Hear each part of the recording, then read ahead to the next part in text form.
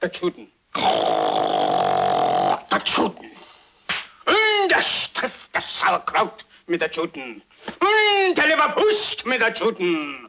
Der Flützensektalter mit der Juden. Der Flütensack der Klärten.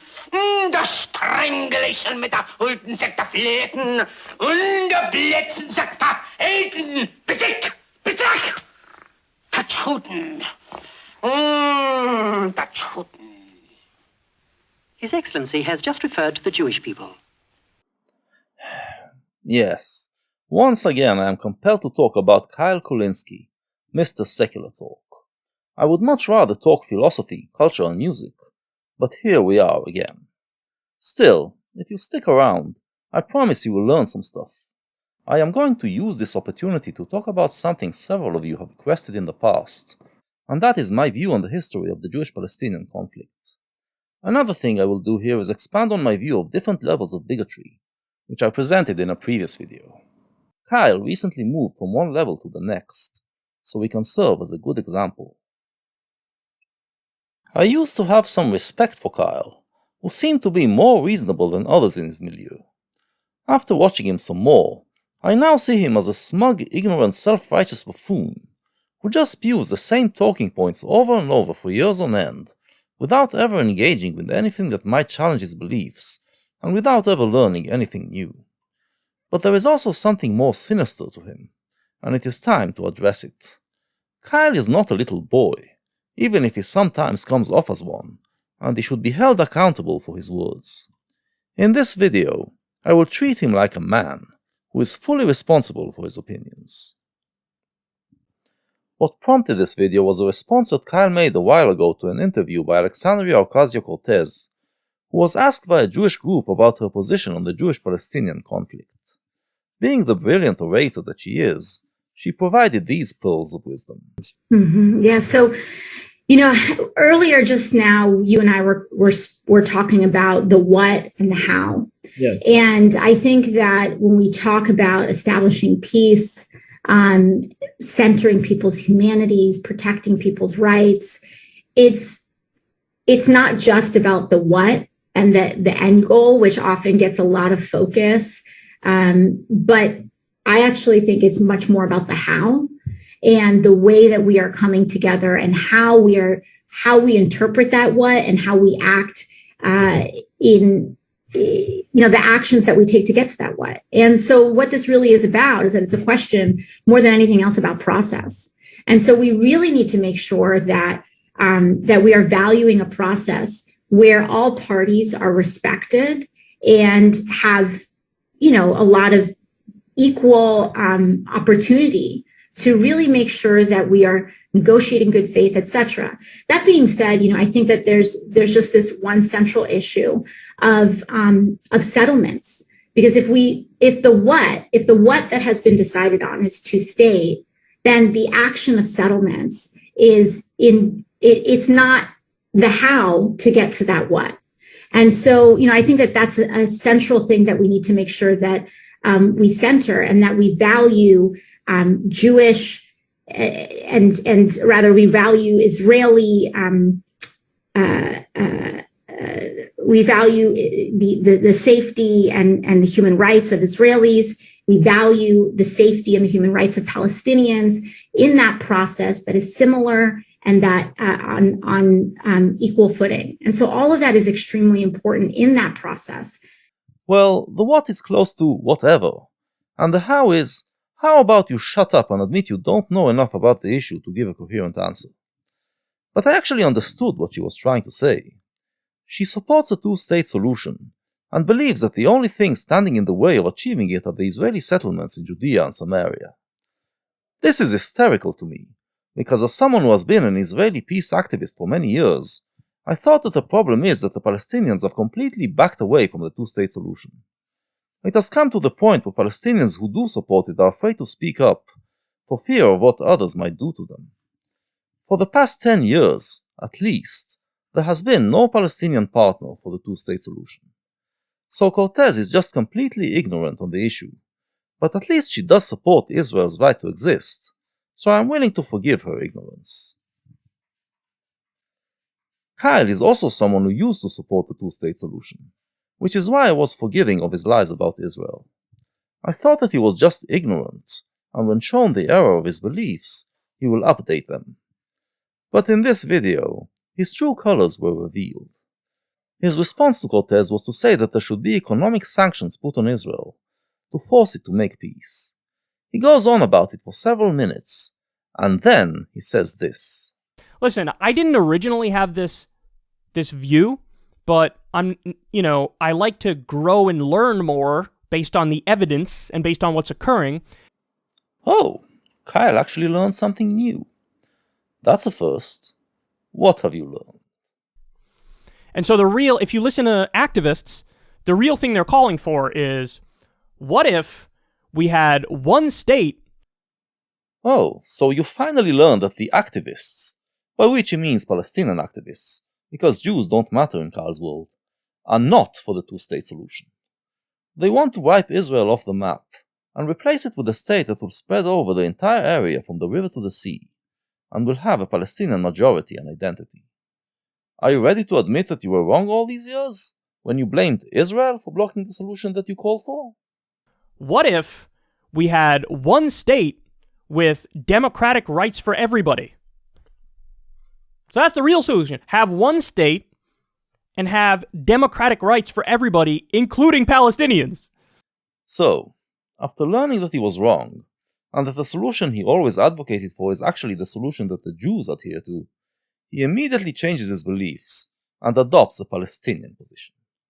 And this shows us that this has nothing to do with actually trying to find a solution, and everything to do with identity politics. He decided that the Jews are the bad guys, so he will always be against their position. He hasn't really learned anything.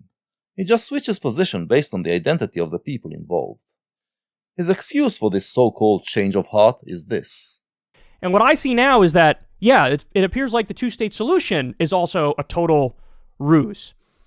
Because all they do, just keep arguing, well, we need a process towards peace and a two-state solution. The more you say that, the more you gaslight everybody, and the more you buy time to continue to expand. So he claims that the peace process towards the two-state solution is just a ruse, and blames Israel for it. This excuse would work if it wasn't for the fact that over the past 25 years, Israel has offered several two-state agreements, which have all been rejected by the Palestinians. Meanwhile, the Palestinian Authority presented no plan of its own for us Jews to consider. And this is because, for reasons which we shall later discuss, no Palestinian leader is capable of suggesting any solution in which the Jews will have sovereignty over even a small part of the land.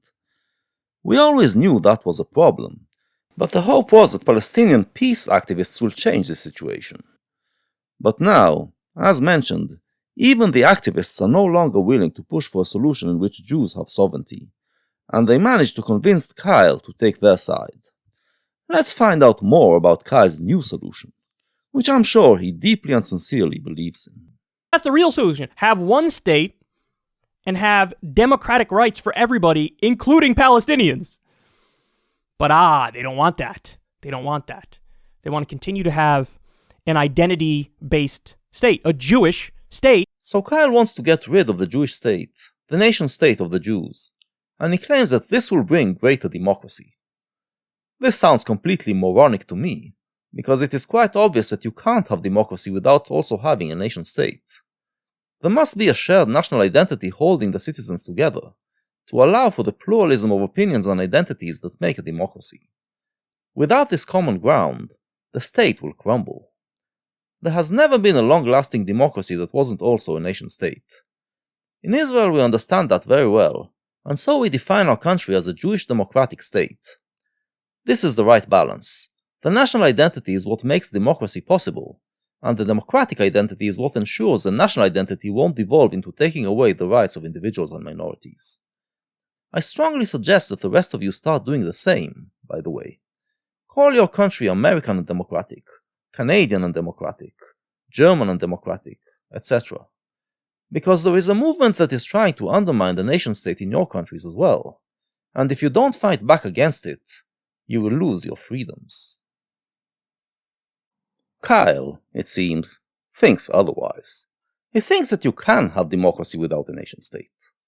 Well, Kyle, if you want to run that experiment, go ahead. But do it in your country, not mine.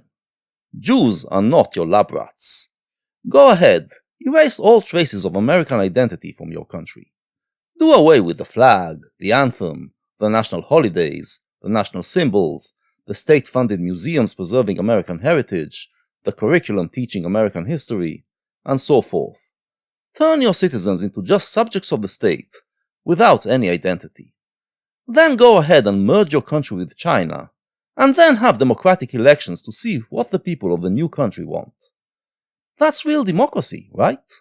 I mean, that's what you want for us. Kyle, then, wants to deny the Jewish nation the right that every other nation has, the right to be sovereign in its homeland. That makes him a bigot. I am therefore going to use the case of Kyle Kulinski to make some observations about bigotry. I believe there are 4 levels of bigotry. The lowest level is just ignorance. You hear something about a group of people, and you repeat it without realizing that it's wrong. Then there is prejudice, when you have a negative view of a group of people based on misconceptions you have about them. The next level is what I call unconscious bigotry, when you have a bias against a group of people but are unaware of it. Finally, there's the conscious bigot, who openly admits he hates a group of people. Before, I believed that Kyle is just prejudiced, and if shown the error of his views on Israel, he would change his mind. Now I realize that he is an unconscious bigot. He believes the lies on Israel not because he was duped into believing in them, but because he wants to believe in them. The fact that he chooses the Palestinian side, no matter what, shows that it is his unconscious animosity to Jews that is driving his views. Does this mean that I am calling him an anti-Semite? No. At least not yet. Antisemitism should be distinguished from other forms of bigotry. The unique thing about antisemitism, compared to other types of bigotry, is that it is a belief that Jews are evil. In more severe versions, it is the belief that they are the root of all evil. Kyle is an anti-Zionist, and anti-Zionism is a form of bigotry. It denies Jews their right to be sovereign people, and wants to keep them in an oppressed condition. But it isn't necessarily anti-Semitism, and not every anti-Zionist is also an anti-Semite. To find out if Kyle is also an anti-Semite, we'll have to keep digging. But first, let's point out how sinister his anti-Zionist bigotry is. It's not just that he thinks Jews should give up their sovereignty. If it was just something that he suggested as a solution, it wouldn't be a problem. But he condemns Jews for not doing it, condemns them for wanting to have the same rights as other nations. That is already disgusting, but it doesn't end there. He doesn't just condemn, he wants to sanction and boycott the Jews, and force them to give up their rights. How much of a scumbag can you be? Actually, it's much worse than that. Let's say Kyle wanted us to form a country together with the Danish people. That's already bad, because it means giving up on our identity. But I believe we could have coexisted with the Danes. But Kyle wants us to share our country with the Arabs, and effectively turn it into another Arab state. Now, the history of Jews in Arab countries has been a history of constant degradation, persecution, blood libels, pogroms and banishments. But we are somehow supposed to believe that it will be alright. To be fair, I do know some Palestinian activists who are sincere in their wish for coexistence with the Jews in a shared country. But they all suffer from severe denial of the history of the conflict and of the problems in their culture. So, if you are one of those Palestinians, let me tell you what the Palestinian nation has to do before we can even think about coexisting with you. 1. You have to acknowledge that the Jews are indigenous to the land of Israel. No more of that Jews came from other places nonsense. 2. You have to acknowledge that the Jews are a nation. No more of that Jews are only a religion nonsense. 3. You have to acknowledge that it was wrong of Arabs and Muslims to occupy our country for 1,000 years, keep the Jewish minority oppressed, and deny the exiled Jewish nation the right to return to their homeland. 4. You have to acknowledge the deep antisemitism rooted in Islam, and work to clean your religion and your culture from that antisemitism. 5. You have to acknowledge the terrible history of degradation and persecution the Jews suffered in Arab and Muslim countries, and that it was wrong. Stop hiding behind the claim that it was worse for them in Christian countries. It was only slightly better in Muslim countries, and it was awful enough. 6. You have to acknowledge that it was wrong to build a mosque on the holiest place to the Jews, and be prepared to share the place with religious Jews in the future. 7. You have to acknowledge that it was wrong to deny Jews the ability to enter their holy places, like the Temple Mount and the Tomb of the Fathers. 8. You have to acknowledge that it was wrong of you to oppose Zionism, and start a campaign of terror to deny the Jews the right to return to their homeland. And you have to acknowledge that since you did so, you carry at least part of the blame for all the sorrows that befell you since. 9. You have to acknowledge that it was your violence and your denial of Jewish rights that led the Brits to close the gates of Israel to Jews in the late 1930s, and thus deny them a place to escape to from the Holocaust, and that therefore you share the culpability of what happened to the Jews in those years. Oh, and while we're at it, stop denying the Holocaust. 10. You have to acknowledge that the root of the conflict was your refusal to recognize the rights of Jews for the past 100 years, and that you therefore have responsibility for all the suffering that we all went through in that time. That's the minimum. If you can accept that, and if you can convince us that you sincerely accept that, and if you can make the majority of Palestinians accept that, then we can talk about coexistence. Until then, no dice. Now, ask yourself, how many of these do you acknowledge? And if you do, are you able to say it out loud, where other Palestinians can hear? After you answer these questions, you will realize just how far you are from being people we can coexist with. How does Kyle deal with this history of Arab bigotry and crimes against Jews? Well, being the ignoramus that he is completely unaware of it. But, to make it seem like he is trying to learn, he brought on Rania Halek, a Lebanese activist, to ask her if Jews and Palestinians can coexist. I guess he thought, Lebanon is close enough. No need to talk to the actual people involved in the conflict. Aren't they all the same anyway? Because like you said, the two-state solution is fake. It'll never happen. And it can't even logistically happen because of how many settlements you have in the West Bank. There is no, what Palestinian state? There's no territory that they could even have as a state. So Rania also rejects the two-state solution. And notice the reasoning. Because of the Jewish settlements. As if those settlements cannot be part of the Palestinian state, in the same way that there are many Arab towns and villages in Israel. I thought you believed in coexistence. We will get back to this later. For now, let's see how she describes Palestinian intentions. In conclusion, the Fouille remarks that for the rest of the world, he has nothing but peace in his heart. Oh, sorry, wrong video. Here we go. So there's really only one option here. And the scarier side of things is the Israeli side, because they're the more powerful side. I don't think if you give Palestinians rights, there's going to be this hate and viciousness, because there isn't some settler colonial ideology at their foundation. They're just natives who want their land, who want the right to live where they live. That's all. That's all, That's all they want. Based on what are you saying this? Can you point to any Palestinian documents that says that's all they want? She doesn't bring any evidence to corroborate her nonsense. She just has an image of imaginary peaceful Palestinians in her mind, and based on that image she forms her views of the conflict. And Kyle is the same way. When you look at the actual Palestinians, a slightly different picture is revealed. And we Jews, who have been listening to the actual Palestinians, know what they really want. So when the peace process started, we demanded they work to change their ways. The Oslo Accords, signed in 1993, were a temporary agreement, in which Israel withdrew from parts of Judea, Samaria, and Gaza, and enabled the Palestinians to form an autonomy there. The Palestinians, in turn, had to prove that they can live peacefully side by side with Israel. Once they proved that, the final peace agreement could be negotiated. Part of what the Palestinian Authority was supposed to do was to teach their children to coexist with the Jews, to do away with all the bigotry and hate and genocidal talk that typified Arab discourse, and Palestinian discourse in particular, until then. So, do you want me to tell you how well they lived up to it?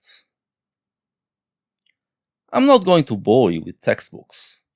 Let's look at children TV. First, here's how it should have looked. This is from the Israeli version of Sesame Street. תצטרף אלינו, אנחנו ממציאות ריקוד חדש ואתה מפסיד את כל הצעדים. לא, אני לא יכול. אני מחכה לעומר, חבר שלי שבא לרחוב סומסום לבקר אותי. אני לא רוצה שהוא יגיע ולא ימצא אותי. ומי זה עומר? עומר? הוא החבר הכי טוב בעולם. חכו שתכירו אותו. הבטחתי להכיר לו את כולם. אוי, רגע אחד. איך אני אכיר לו את כולם? עומר מדבר רק ערבית. יא ווילי, איך לא חשבתי על זה? כולם ידברו עברית ועומר לא יבין שום דבר. רגע, אם הוא לא מדבר עברית, אתה יכול להיות המתרגם. כן, תתרגם לנו לעברית את מה שעומר אומר, ואת מה שאנחנו אומרים בעברית, תתרגם לו לערבית. וואי, רעיון מצוין, סיוון. אל תדאגו, אני אתרגם כל מילה ממש, וכולם יבינו את כולם, מצוין. אני רואה אותו, עומר, הנה הוא. אהלן, כיף חלק? מבסוט, תשכון אללה. Okay, so regular Sesame Street stuff, promoting coexistence. Now let's see how Palestinian TV handled it. أحبابي يا صغار، عدنا إليكم ونحن في اشتياق دائم لرؤيتكم في برنامجكم الأسبوعي رواد الغد، والذي نضع وإياكم حجر الأساس لقيادة العالم بقيادة إسلامية. I'm sure some of you remember Farfur, the jihadi mouse. He was a meme back in the day. But I wonder how many of you know the rest of the story. In 2005, the Palestinians held their first and only fully democratic elections ever. And as it usually happens when Arabs have free elections, they voted for the Islamists. In this case, not just Islamists, but full-blown jihadists. Hamas won the elections, and after it completed its transfer of power from the Fatah movement, by which I mean that they very democratically threw them off the roof, they moved to the next stage. Fatah, with the help of Israel, managed to maintain power in Judea and Samaria, but Hamas remained the ruler of Gaza, and proceeded to turn it into a base for jihad. Farfur was there to teach the Gazan children that their destiny is to take over the entire world and turn it Muslim, starting with Israel. This, of course, drew a lot of criticism and scorn from the international community, and the Gaza government must have taken it to heart, because Farfur didn't last long. About a year and more than 100 programs later, the Palestinian kids tuned in to see Farfur, and this is what they saw. احنا فرفور بدنا نشتري الارض. شري يا فرفور، بدنا نديك مصاري كتير. بدك تاخد مصاري كتير فرفور، وناخد لوراك فرفور. وراك ولا حاجة فرفور. لا، مش احنا اللي بنبيع اراضينا لناس ارهابيين. فرفور، نعم، بدك تجيب لوراك، يعني بدك تجيب لوراك. مش سايب لوراك ومش سايب لوراك. فرفور، نعم، مش سايب لك لوراك. بدك تجيب لوراك فرفور، بدك تجيب لوراك فرفور. بدك تجيبه، يعني بدك تجيبه فرفور. مش سايبه لناس مجرمين، لناس انتان، لناس ارهابية. احنا انتان، احنا ارهابية فرفور. خد خد خد خد خد خد خد خد.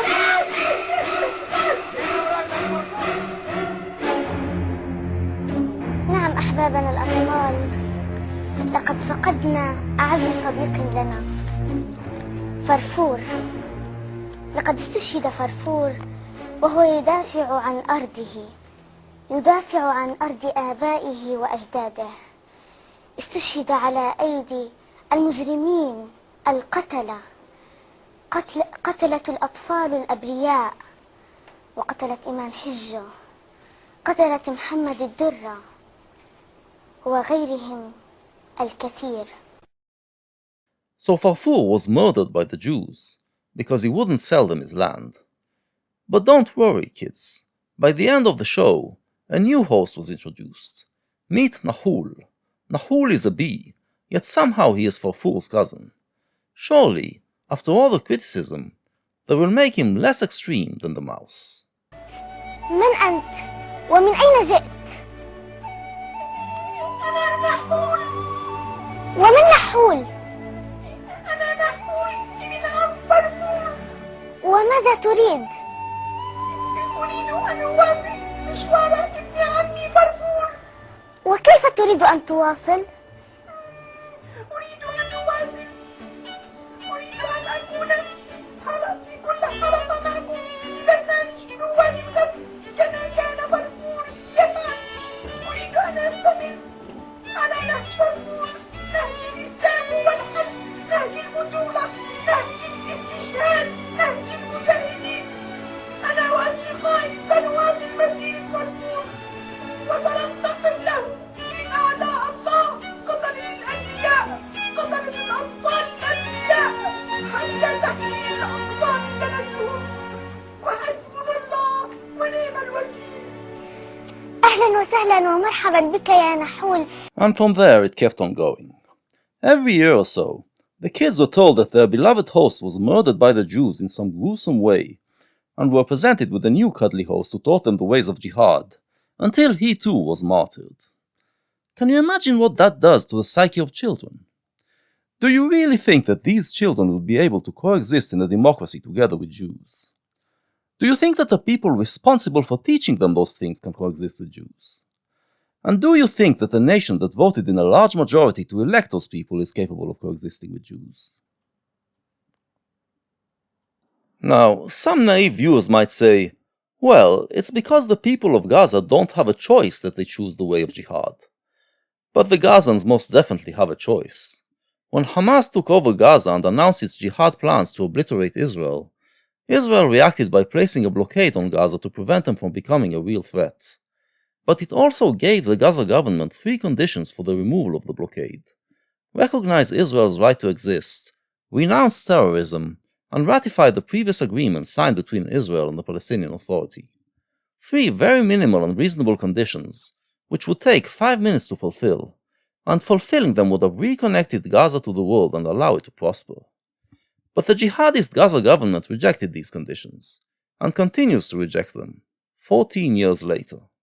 Instead, they enforced Sharia law, and turned Gaza into what is now, with the fall of the ISIS state, the closest thing to the jihadi dream of a 7th century Quranic society. This, of course, presents a problem for Kyle Kulinski and other anti-Zionist bigots. If they shed any light on real-world Palestinians, their bullshit would be exposed. So they have to shift the focus to Israel. But here there is another problem. Israel is a secular, liberal, diverse, inclusive, pluralistic, democratic state, all the traits these people pretend to like. Even worse, Israel has many things that Kyle dreams to have in his own country, like universal healthcare, affordable higher education, low murder rate, a large atheist population, and the government very efficient at handling crises. So how can you undermine it? There's only one way, and that is to spread libelous lies about it. Or should I say, blood libelous lies. So cut off all subsidies to the region and stop arming them because they're colossal human rights violators. We shouldn't arm them because they're effectively doing apartheid, and to effectively do apartheid and even ethnic cleansing of the Palestinians. It's an identity-based state, a theocratic-based state as well, where you have people who are not Jewish are second-class citizens, if citizens at all.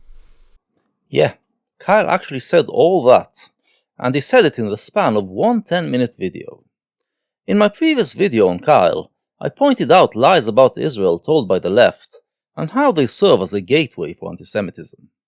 The types of lies we talked about back then, which Kyle was helping to spread, are those that are meant to portray Israel as an illiberal state, like that it doesn't allow non-Jews to immigrate to it, or that interracial marriages are illegal, or that it performs DNA tests to determine who is Jewish, etc. By portraying Israel as illiberal, you make people wonder why the Western governments support it, which makes some of them susceptible to the theory that Jews are controlling these governments behind the scenes, and sends them straight into the arms of the neo-Nazis. But in recent years, leftist media went a step further, and started spreading lies that are anti-Semitic in and of themselves. Kyle is so brainwashed that he actually believes this bile we just heard him spew, and later we will explain where these lies come from. But first, I'm going to take time to debunk them, and show you just how much of a bigot Kyle Kulinski is. Let's begin with Kyle's assertion that Israel is a theocratic state. This lie isn't anti-Semitic, but still a disgusting lie. As I explained in detail in the past, the people spreading this lie are exploiting the fact that most people think of Judaism as a religion, so they think that Israel's definition as a Jewish state means that it has a state religion. But the Jewish identity is first and foremost a national identity, and Israel's definition as a Jewish state is only in the national sense. It has nothing to do with the Jewish religion. A lot of people, I noticed, think that the Jews of today are a different group from the Jews that constituted the ancient kingdom of Judea. They think our connection with those Jews is like the connection between today's French and the Gauls, that it's an ancestry thing. Well, no, the ancient Jews are not our ancestors. They are us. We are the same nation we were back then. It is a tough philosophical question to determine when something becomes what it is, and when it changes to a point where it is no longer that thing. But it is generally agreed that there is a point when we can declare it as existing, and from that moment on, all the changes it undergoes are changes that happen to that thing, and they do not change its essence. Only when the essence changes does it stop being that thing. Let's take Kyle's nation, for instance. When did the American nation come to be? Its history can be stretched back to the Mayflower, but the people who came to America in the 17th century were not Americans. They were European settlers of the New World. At some point they distinguished themselves, and became a distinct nation. Some would say that the American nation came to be only after the American Civil War, but I think it happened in the 18th century. This is when the basic values and rituals of the American nation were formed, and the Americans today still keep these values and rituals, meaning that they are the same nation as they were back then. For the Jewish nation, this happened no later than the 7th century BC, in Judea. This is when our main foundational myths and rituals were established. Most importantly, this is when we started to mark the Passover ritual, in which parents tell their children the mythical story of how our nation was born, and how it gained its sovereignty. Since then, every generation passes on this story to the next generation, thus keeping the core of the Jewish identity alive. This identity went through many changes since then, but it is still the same nation. The most critical change was when it lost its homeland and went into exile. This is when the Jewish religion became the main vessel of the Jewish identity, and it transformed and became more like Christianity, meaning a religion that isn't tied to one geographical place. However, the Jewish religion maintained many rituals that kept the Jewish national identity alive and spiritually connected to the land of Israel.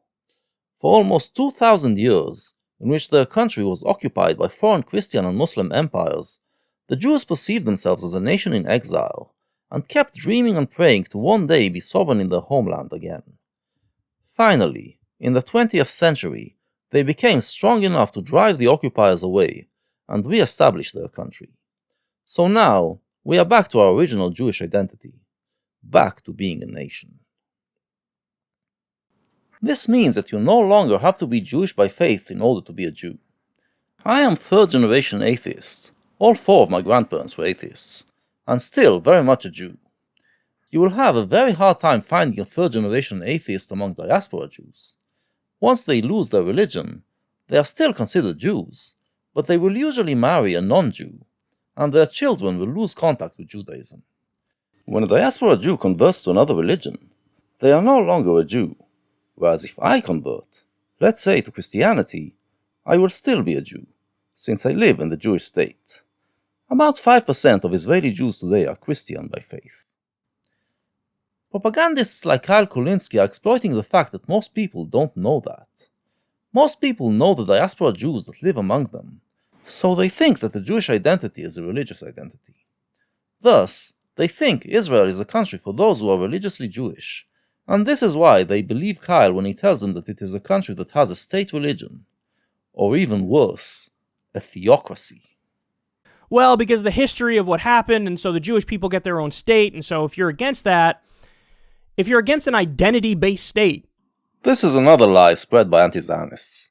Israel is not special in any way in this regard, and doesn't want to be special. It just wants to be the nation-state of the Jews, in the same way that the US is the nation-state of the Americans.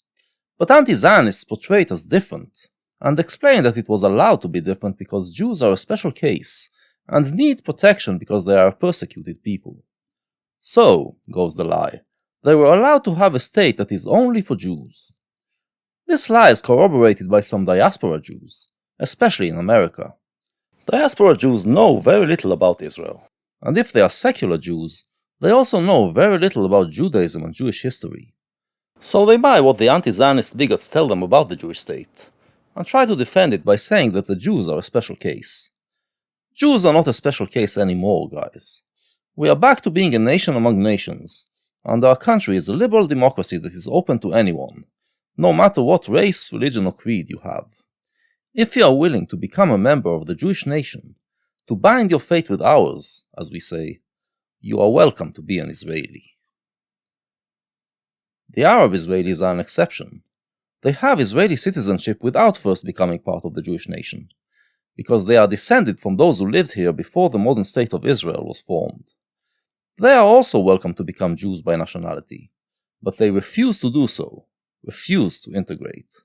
While Jews who lived in Arab countries saw themselves as Arabs, there is no Arab willing to become an Arab Jew, and no Muslim willing to become a Muslim Jew. We shall later understand why that is. Another straw man that anti-Zionists often use is that the Jewish claim to the land is religious in nature, based on God's biblical promise. I'm sure you can find individual Jews who believe that, but neither the Zionist movement nor the State of Israel ever relied on religious arguments to justify our rightful claim to the land. There used to be a faction of religious Jews who became messianic in the 1970s, and believed they should liberate the entire land of Israel to bring the Messiah. But we managed to crush this ideology and snap them out of it. Nowadays, there is no religious element to the Jewish side of the conflict. Let's move on to Kyle's more sinister lies. First of all, the lie that Israel is performing ethnic cleansing on the Palestinians. Now this is anti-Semitism par excellence. To accuse someone of ethnic cleansing is to say that they are evil. It is a blood libel. It's also extremely offensive to Jews, with all we suffered through history, to be accused of ethnic cleansing. The reason we are not offended is that we know that it says nothing about us, and everything about those making the accusation. But where does this lie come from? Well, the Oslo Accords designated parts in the West Bank that the Palestinians are allowed to build in, and parts that the Jews are allowed to build in the temporary period before the final peace treaty is signed. But that temporary phase became permanent due to the Palestinian inability to make peace, and both sides are building where they are not supposed to, trying to establish facts on the ground. The Palestinian tactic is to build illegally, and when the Israeli authorities come to demolish the illegal houses, turn the camera on and scream to the world that this house has been in their family for 10 generations. The Jews, meanwhile, are bound by Israeli law and international law, but use all sorts of illegal shenanigans to build anyway. Jews happen to be particularly good at this stuff. But there are also left-wing Jews who are fighting against it, and they are also good at what they do. Anyway, all of this creates some individual cases in which Palestinians get disenfranchised, and anti-Semitic propaganda is using them to claim that this is a widespread phenomenon, and that there's ethnic cleansing going on. There is nothing to this lie. Right now, for instance, there is a case in Jerusalem about lands that belonged to Jews before Jordan occupied that part of the city in 1948. The Jordanian government did not change the legal status of the lands, meaning that they still legally belonged to the Jewish owners, but it housed some Palestinian refugees in them. When Israel took the city in 1967, the Jewish owners wanted their property back. The law is on the side of the Jews, but there are some good arguments why it is unfair to the Palestinian residents. Now, this is a case that involves just 4 Palestinian families, and it has been going on for decades. The other cases are like that as well. To take that, and claim that it shows that there's ethnic cleansing going on, is a blood libel. Another anti-Semitic blood libel we heard Kyle repeating is that Israel is an apartheid state. Where does this come from? It is a conflation of several things. First of all, the situation in Judea and Samaria. As mentioned, the Oslo Accords created a temporary state, in which part of the land is under the control of Israel, part under the Palestinian Authority, and part under joint control. This means that there are separate legal systems for Jews and Palestinians, and anti-Semites are using it to yell apartheid. Again, this was supposed to be a temporary phase, but Palestinian obstructionism makes it go on. Gaza is another situation. After Hamas took control and effectively declared total war on Israel, Israel placed a blockade on Gaza. This is a perfectly acceptable policy at times of war, but the anti-Semites refer to this blockade as an open-air prison.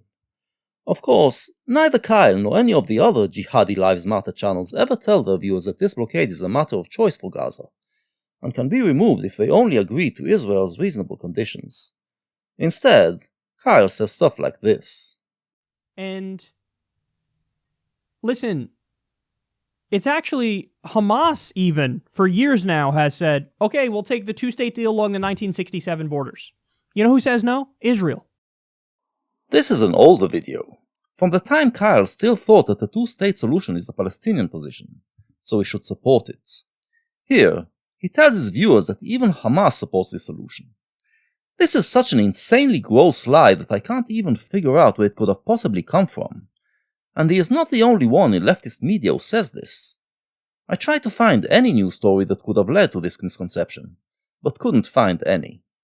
They probably just heard it from each other, and repeated it many times until they started believing it.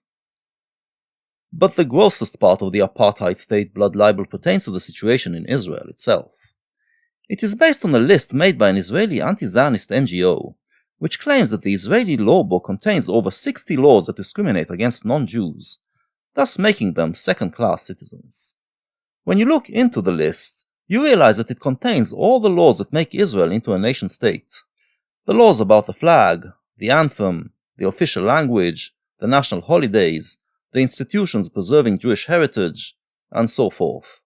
If these laws make Israel an apartheid state, then every Western country is an apartheid state. But it doesn't end there. It also names the law against terrorism, since most terrorists are Muslims, so they claim that it discriminates against Muslims. And it contains the law forbidding trade with enemy countries, because all these countries are Muslim. There are more gems, but you get the picture. The aim is to create as big a list as possible, to portray Israel as a country in which non-Jews are second-class citizens, and allow people like Kyle to say stuff like this. That's the real solution. Have one state and have democratic rights for everybody, including Palestinians. Implying that the only way to achieve equal rights is to destroy Israel. And I hope you realize that if you let them get away with it, if you let them create the equation that a nation-state equals apartheid, then they will come for your nation-states next. And then you can kiss your freedoms goodbye. There are no laws that discriminate against non-Jewish citizens. There is discrimination against Israeli Arabs on the cultural level, but every minority suffers such discrimination. This is one reason why every nation needs its own country. And the Israeli Arabs are not just a minority, but a very large minority, 20% of the population, which refuses to integrate in Jewish society. So cultural discrimination is to be expected. Anyway, this is not enough to define a country as an apartheid state, and what Kyle is doing here is nothing less than anti-Semitic propaganda. But that's not enough for me to declare him an unconscious anti-Semite, because he did not come up with these lies. In previous videos, I branded Cenk Uygur an unconscious anti-Semite, and that's because it came from him. He took news stories that already contained lies, but then added to them and twisted them into claiming that Israel kills Palestinians in order to trade their organs, or that it sterilizes its black population. This shows us that Cenk internalized the belief that Jews are evil, so when he covers a story about Israel, he will twist it to make them look evil. Kyle, on the other hand, doesn't add another layer to the anti-Semitic lies he repeats. So, when it comes to anti-Semitism, I only define him as prejudiced, at least for now. Let's carry on and see if my opinion changes. Before we continue, I'd like to address one of the diversion tactics often used by anti-Zionists and anti-Semites to deny that they hate Jews, and which some commenters will probably try to make here. It is the argument that Israel doesn't represent Jews, since the majority of Jews don't live in Israel. Sorry, but you don't get to make this claim. You don't get to keep Jews in exile for 2,000 years, deny them the right to return to their homeland, and then use that to protect your bigotry. It takes time for a historical process such as this to take place, but the numbers speak for themselves. 100 years ago, there were about 100,000 Jews living in the land of Israel, and about 15 million Jews in exile. 70 years ago, just after the modern state of Israel was formed, it had about 1 million Jews living in it, and there are about 9 million Jews living in diaspora. Today, there are about 7.5 million Jews living in Israel, and about 8 million in diaspora. In the few decades, the vast majority of Jews will live in Israel, so you better get used to it now. Israel speaks for the Jewish nation. A claim that Kyle didn't make, but is often made by anti-Zionists, is the claim of genocide. Well, here are the numbers. The Jewish-Palestinian conflict is now more than 100 years old. We mark the year 1920 as the beginning of Palestinian terrorism against Zionist Jews. In that time period, the overall number of casualties, Palestinians and Jews, is estimated between 30 and 35,000, and most of them were Palestinian terrorists or militants. At the same time period, all around us, millions and millions of people, most of them civilians, lost their lives in numerous inner Arab conflicts, in the most brutal and barbaric ways. It is Israel's more humane nature that prevents the same from happening here. The genocide claim is another anti-Semitic blood libel. So, after undermining the legitimacy of the Jewish state, the anti-Zionist bigots now claim that what they want is one state, from the river to the sea, in which Jews and Palestinians would live together peacefully. But notice a curious thing. They don't have a name for that state. If they were serious about it, they would surely have a name to represent this merger of the nations, right? Yet, they don't present any name for that proposed country. Or do they? For every minute that the global community has articulated a clear and lucid framework for human rights, the Palestinian people have been deprived of the most fundamental of them. While the Universal Declaration for Human Rights says that all people are, quote, born free and equal in dignity and rights, the Israeli nation-state continues to restrict freedom and undermine equality for Palestinian citizens of Israel, as well as those in the West Bank and Gaza. At the current moment, there are more than 60 Israeli laws that deny Palestinians access to full citizenship rights, simply because they're not Jewish. If we are standing in solidarity with Palestinian people, we must recognize the right of an occupied people to defend itself. We must prioritize peace. But we must not romanticize or fetishize it.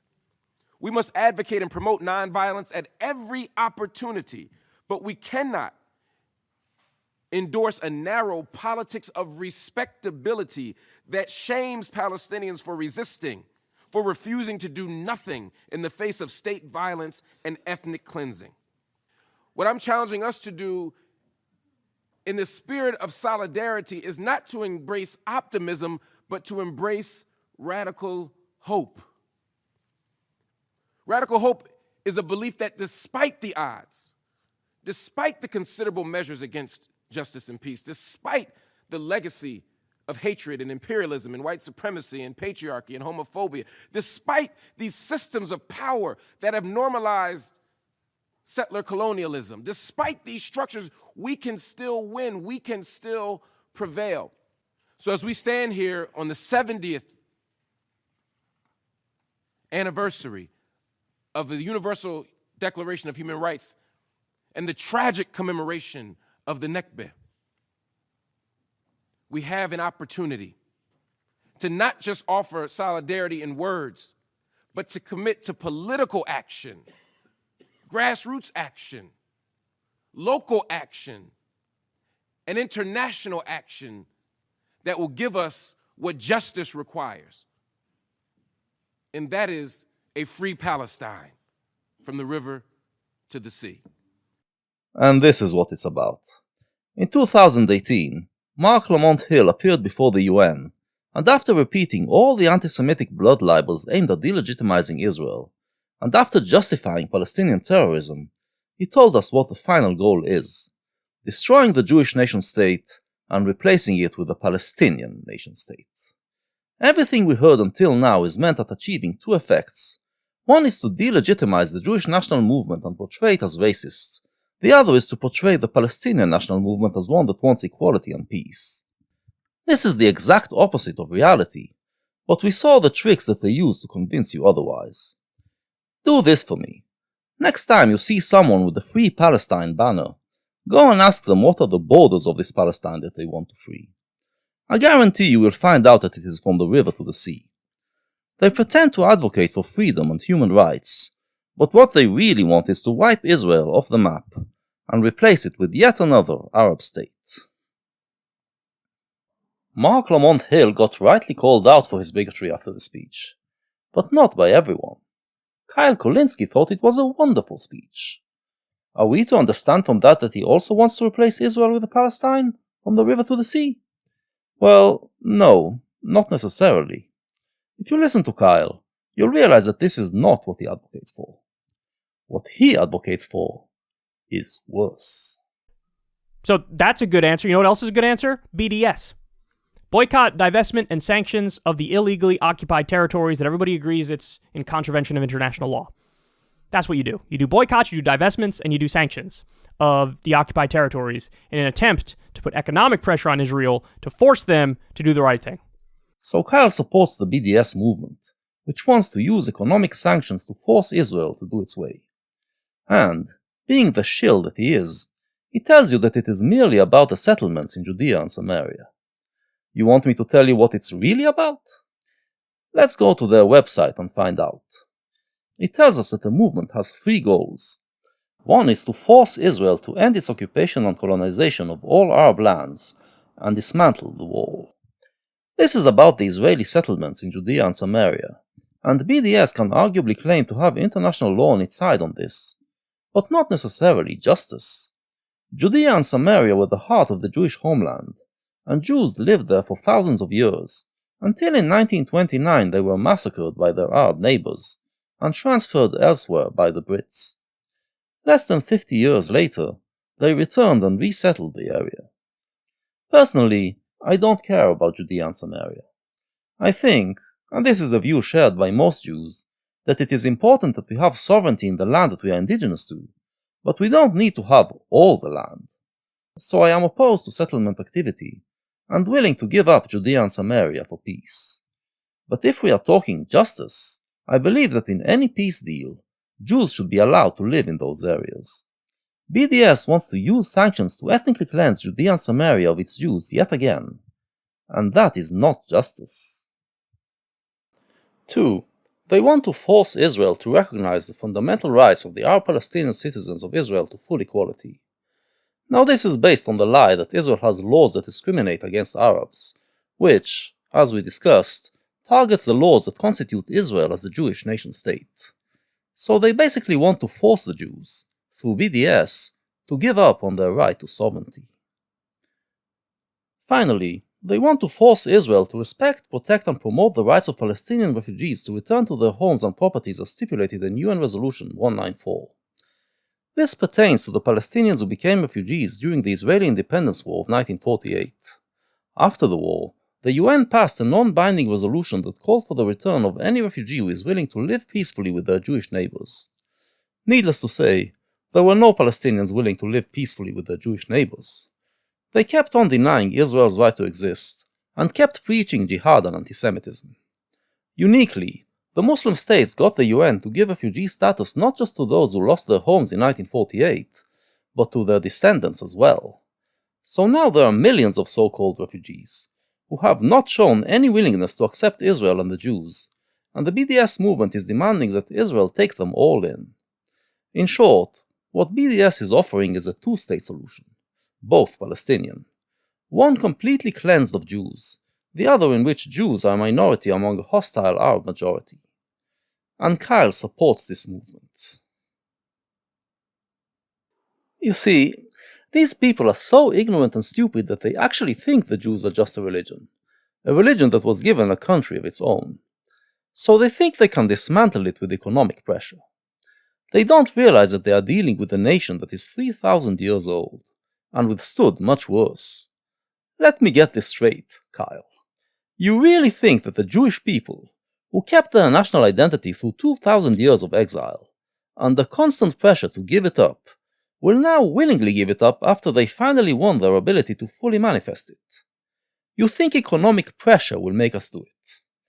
I'm sorry to inform you, but many have tried to erase the Jewish identity before, and they all failed. People like Caligula, Torquemada, Hitler, and many others who were a lot more powerful than you. Dream on. Alright, enough of Kyle, for now. Let's finally deal with the real question. Why is it so hard for the Palestinians, and for their Western mouthpieces, to accept a Jewish state in the land of Israel? I mean, Palestinians are just like any other people. Most of them just want to live their life peacefully and with dignity. So why don't they do what is required for it, which is to recognize Jewish rights and make peace with Israel? What are the bad ideas that come in the way, and prevent them from doing so? Well, you know some of them. Islam, anti-Semitism, and the lack of tolerance which makes moderates afraid to speak their minds. All of this is true, but I want to talk about something that is rarely discussed, and that is imperialism. Imperialism is pretty much dead in the West. No one thinks along imperialistic lines anymore, which is why it is hard for Western people to imagine that others still do. But in the Arab and Muslim worlds, imperialism is still very much alive and kicking. And from here to the end of the video, we are going to discuss how it screwed up the Palestinians. Why am I doing this in a video that is supposed to be about Kyle Kulinski? Because the Western left played a big part in this story. Western radical leftists claim to be anti-imperialist, but they actually love imperialists, as long as they are not Western. Kyle and his cohorts are just the latest in a long line of leftists who cooperated with Arab and Muslim imperialism, and have a big part in the catastrophes that befell the Palestinian people. We can't fully appreciate just how depraved Kyle's views are without discussing this history. What I'm going to do is work with this meme that has been going around for a while, the so-called Map of Diminishing Palestine. It's a series of maps that supposedly show how Palestinians lost their land over time. Kyle has promoted it in the past, and recently it was promoted by the New York Times. When the supposedly respectable newspaper got called out on it, they claimed the map was supposed to be a work of art. Fair enough. Far be it from me to demand of someone to give up on their artistic integrity. I guess the anti-Semitic caricatures in Der Stürmer were also a work of art. But we will judge it not on artistic merit, but by how it aligns with historical facts. I hope you know by now that every single one of these maps is totally bogus, but I want to tell you the story behind them. Let's begin with this one, the so-called Map of Historic Palestine. Where does the word Palestine come from? It is the name that the Greek used to refer to the land in the age of antiquity, because they were trading with the Philistines, a sea-going nation that resided in the area. However, the Philistines controlled only a small part of this land. In the south, the indigenous people of the land called it either Judea, or Israel, or Zion. By the time the Romans conquered Judea in the 1st century BC, the Philistines were long extinct, but the name remained in European languages. In the 2nd century AD, when the Romans got tired of the Jewish refusal to accept their rule, they decided to destroy their homeland. Judea was demolished and wiped off the map. Most of the Jews were exiled, and instead the Romans turned it into a province of their empire, and called it Palestine. Palestine, then, is the imperialist name given to the place by the European empire that occupied and colonized it, in order to erase its indigenous people. When the Romans became Christians, things got worse for the Jews. The Christians believed that the exile condition of the Jew was punishment from God for the killing of his son. Therefore, it became a theological matter. The Jew had to remain in his wretched state, as proof that the Christians are right. While the pagan Romans merely destroyed the Jewish temple in Jerusalem, the Byzantines turned the Temple Mount into the city dump. They knew it was the holiest place for the Jews, the center of the Jewish spiritual life, and this was a way to further humiliate them. And this need to keep the Jew in a wretched state is why Christianity needed him to remain in exile. For you Western viewers, this is something you still need to reckon with. Christianity and the West did a lot of good work in the past decades to rid themselves of antisemitism, but still didn't address the original sin. You acknowledge the wrong deeds that were done against Jews while in exile, like the persecutions, expulsions, and pogroms, but they were just the consequences. They were something that was bound to happen when you have a stateless nation residing in the countries of other nations. The real crime is that the Jews were there to begin with, because Christianity, and also Islam as we shall soon see, had a theological need to keep the Jew in an exile condition. This is why they wouldn't let the Jews return, and why it took the Catholic Church almost 50 years to recognize the State of Israel. To this day, it is still hard for many to see the Jew as equal to them, so they have to invent lies that Israel is somehow different from other nation-states, as we heard Kyle do earlier. You did not fully cure your culture of this cancer, and it is creating new anti-Semites. In the 7th century AD, the land was conquered by the Arabs, and became part of the Arab Empire. The Arabs adopted the Roman name and called it Palestine, but they too regarded it merely as a province, part of their empire, not as a country. The Christians at least saw it as the Holy Land, the Muslims did not.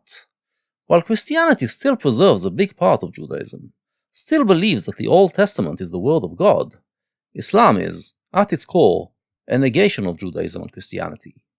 It claims that the Old and New Testaments are both corruptions of the Word of God, and only the Quran is the real text. The Arab Empire, and the Muslim empires that followed, left the land of Israel to rot. It was no longer called Palestine, and became just a dusty corner of whatever Muslim empire ruled it at the time. While the first millennium still saw a large Jewish community living in the land, and it remained an important center of Jewish life, after that the conditions became almost unlivable. Jerusalem is a good example. Because of a split early on in the Arab world, there was a rivalry between two factions. One that ruled Mecca and regarded it as the holy place of Islam, and another that turned Jerusalem into the holy place.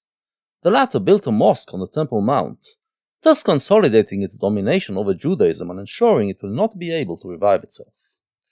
It also built another mosque there, the Dome of the Rock, which has an inscription that is all about how Judaism and especially Christianity are wrong. After that, however, the Mecca faction won, and Jerusalem's status was diminished. However, since the Jews and Christians still see it as the holy city, it has an important theological role. As long as Islam rules it, it proves that it is indeed superior to the other two religions in the eyes of Allah. A pattern prevailed over the next centuries. Whenever the Christians or Jews take control over Jerusalem, it suddenly becomes the most important place for the Muslims, and everyone is compelled to wage jihad to liberate it. When they regain control of it, they once again denigrate it in comparison to Mecca, and let it deteriorate as a symbol for the fall of the rival religions.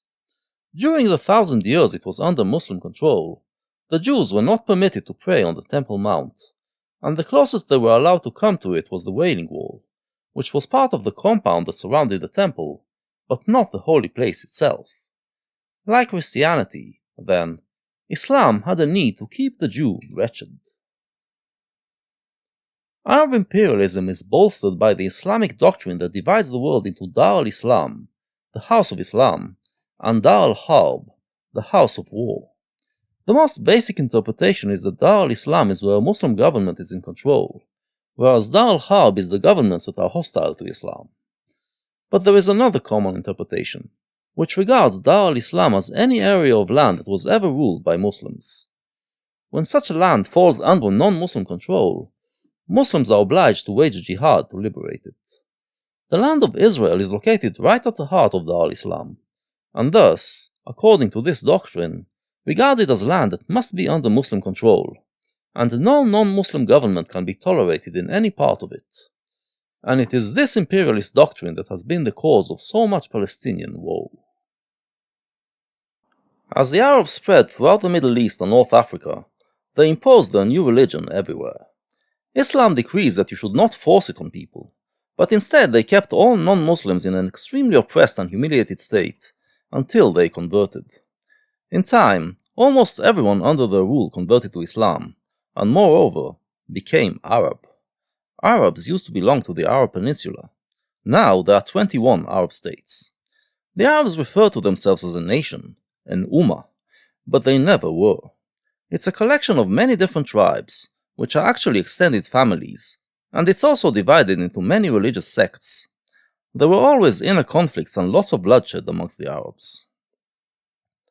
The other nations that resided in the area have mostly disappeared, but the Jews were made of stronger cloth.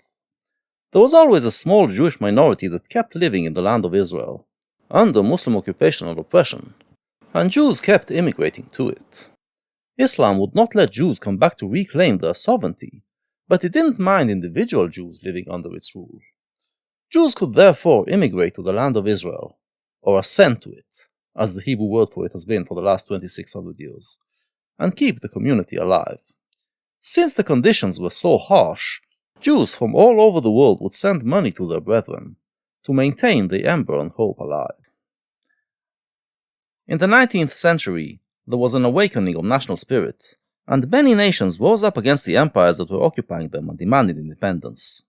Arguably the most amazing of these anti-imperialist movements was Zionism, the Jewish national movement. In the Europe after the French Revolution, Jews were finally emancipated and given the ability to make money, and they soon gained wealth and power. Finally, they could stop dreaming and praying, and actually try to reclaim their homeland and their sovereignty. Then came World War I, and the land of Israel, then occupied by the Ottoman Empire, fell under the control of the British Empire. By then, the anti-imperialist spirit was already strong in Europe, and the Brits decided it is time to right a historical wrong and give the land of Israel back to its indigenous people, after 2,000 years of exile. In 1922, it became enshrined in international law, as the League of Nations passed a resolution that the land should become a national home for the Jews, and gave the British Empire a mandate to oversee their return to their homeland. As for the local Arab colonizers, they were to be citizens of the future state, and live together with the Jews. So, let's look at this map again, and see what's wrong with it. Well, it is designed to make you think that the entire land belonged to the Palestinians in 1917, that it was a country called Palestine. But actually, there never was a country called Palestine, and back then there was no Palestinian nation either. It was part of the Ottoman Empire, and then it was part of the British Empire, on the condition that they would help make it the land of the Jews. So if we use green for the Palestinians, white for the Jews and red for a third party, the map should be red, working towards white in the future. Green does not belong anywhere in this picture. So, for a brief moment, the world did right by the Jews. But they couldn't do 100% right.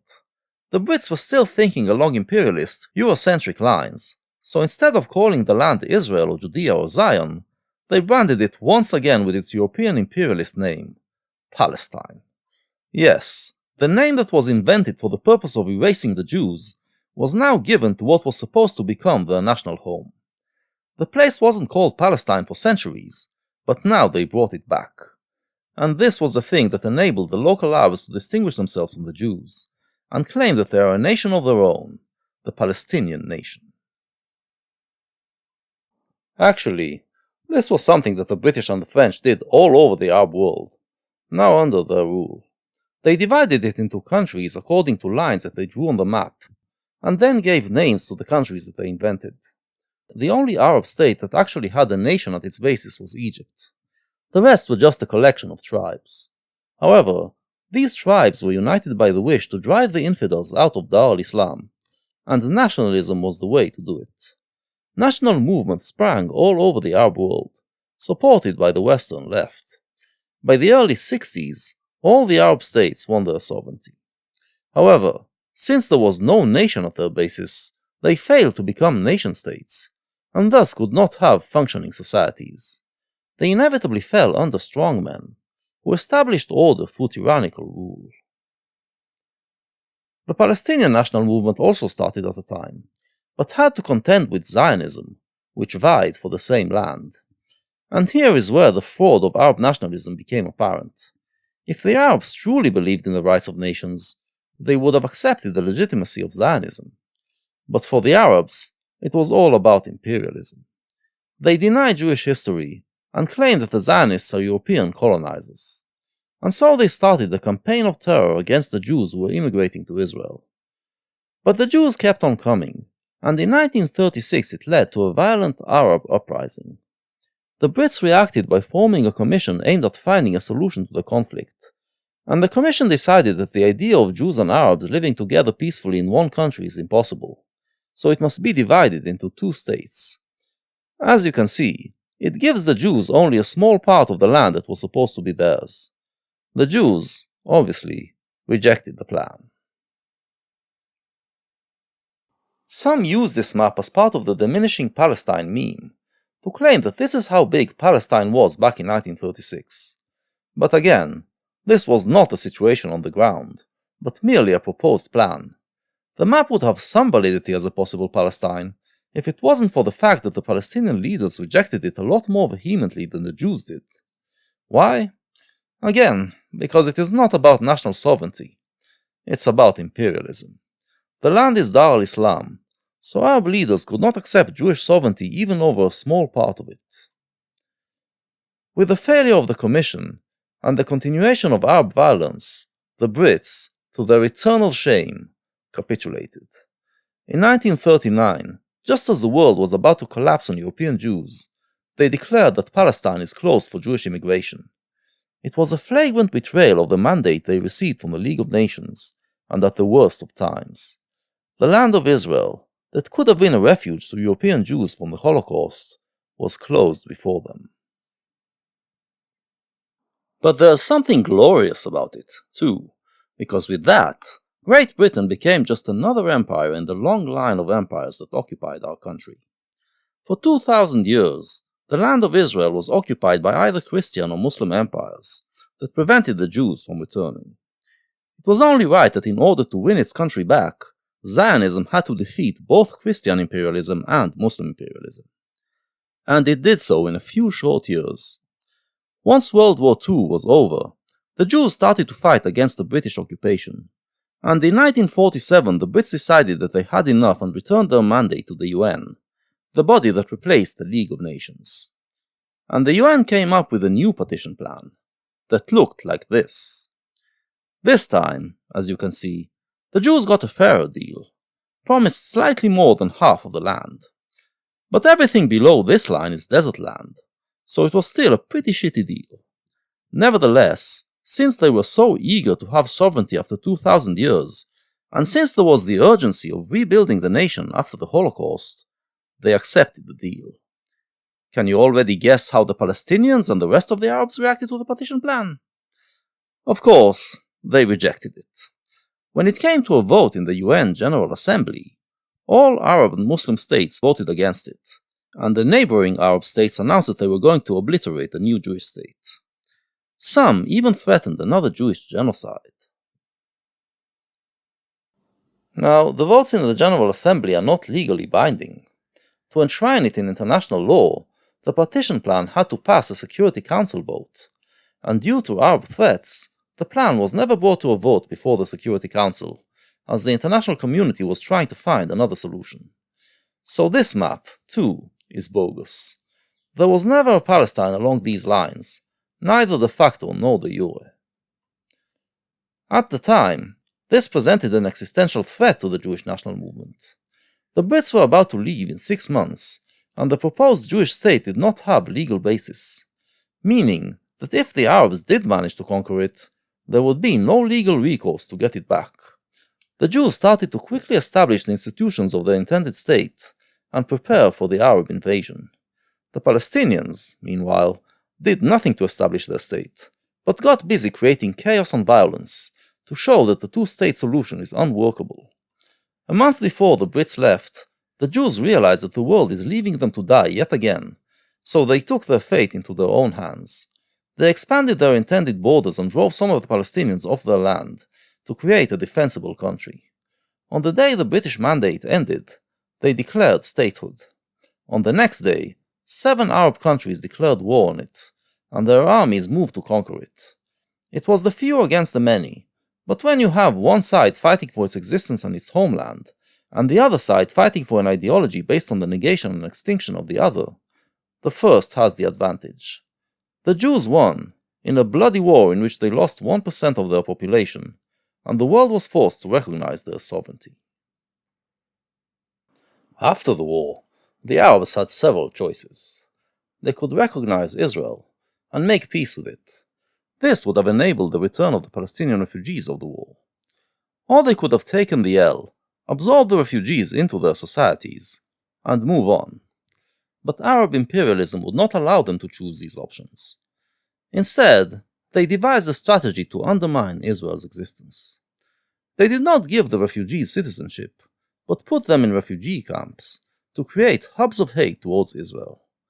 They also used their power in the UN to pass a resolution that made the Palestinian refugee status pass on from generation to generation, in an attempt to produce millions of Palestinians who would be an army against Israel. And they passed laws that confiscated the wealth and belongings of their own Jewish citizens, made life impossible for them, and drove them to leave. The idea was that the young and poor state of Israel will have to absorb many impoverished Jews, and will not be able to cope. On top of that, the Arabs also used their economic power and refused to trade with any company that traded with Israel, thus forcing many of them to cease and putting a financial strain on the young Jewish state. The strategy backfired. Israel absorbed the Middle Eastern Jews, and the combination of East and West produced a rich and diverse culture which made its society much stronger. The Arab boycott only forced the Jews to rely on their own genius, and made Israel stronger still. Meanwhile, the Arabs found what many countries found in the past. When you get rid of your Jews, you lose. By ethnically cleansing their countries of Jews, the Arabs lost what the Jews could have given them, while the Palestinians that they held in refugee camps became a perpetual social problem, and made their host countries even weaker. This is the map used by anti-Semites to describe the situation after Israel's War of Independence. Here, the white part does indeed represent the new state of Israel, in its recognized borders. But the attempt to make it seem like the green part is Palestine is a lie. This part is the Gaza Strip, and it was now ruled by Egypt, while this part, Judea and Samaria, was won by Jordan during the war, got annexed by the Jordanian kingdom, and became known as the West Bank of Jordan. The world did not recognize the annexation, but did adopt the name West Bank. Even today, more than 50 years after Jordan lost its land, the world still refers to it by the imperialist name, the West Bank. Now, hold on. What happened to the Palestinians? The goal of the war, from the Arab perspective, was to ensure their sovereignty, was it not? Why didn't Egypt and Jordan give them the land after the war? Because the whole national thing was a sham. The Arab national movements were only meant to drive the non-Muslims from Dar al-Islam, and ended once the British and the French left. After that, there was no work done to form nations. There were Arab states, but they did not become nation-states, and the different tribes constituting them were held together by authoritarian force, giving the semblance of a nation. And since the Palestinians didn't have a state, their makeshift national identity just fizzled out. Instead, the Arabs tried Arab nationalism. In 1952, a young Egyptian army officer called Gamal Abdel Nasser overthrew the Egyptian monarch and established a republic. Similar officer revolutions took place all over the Arab world, and Nasser became the main driving force in what was called pan-Arabism, an attempt to unite the entire Arab world into one big nation, one big empire. The plan soon ran into all the Arab divisions, and instead of uniting the Arab world, Nasser found himself in a war with Yemen. But there was one thing that could unite them, and that is their imperialist wish to wipe Israel off the map. As part of that plan, the Arabs picked up the Palestinian national cause yet again. Several Palestinians got together in the late 50s and formed the Fatah movement, which was dedicated to armed struggle for the so-called liberation of Palestine. In 1964, under the patronage of Nasser, Fatah became the leader of a bigger Palestinian movement, the PLO. The first PLO charter, drafted in 1964, declares that Palestine is an Arab homeland bound by strong national ties to the rest of the Arab countries and which together form the large Arab homeland, and that the liberation of Palestine falls upon the entire Arab nation, governments and peoples, the Palestinian people being in the foreground. So it adopts a pan-Arabist ideology and affirms that it is part of the struggle to unite the Arab Empire. The Palestinian people firmly believe in Arab unity, it assures the Arab world, but in order to play its role in realizing this goal, it must, at this stage of its struggle, preserve its Palestinian personality. So Palestinian nationalism, at this stage, declared itself as merely a temporary thing, for the purpose of destroying Israel. Once this was achieved, they could give up on the Palestinian identity and dissolve into the Arab nation. What about the Jewish national identity? Again, it is completely denied.